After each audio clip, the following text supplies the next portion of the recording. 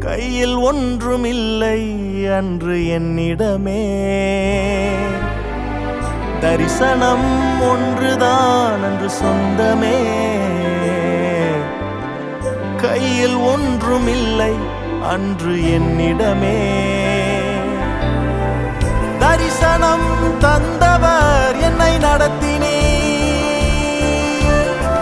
தலைகுனியாமல் என்னை உயர்த்தி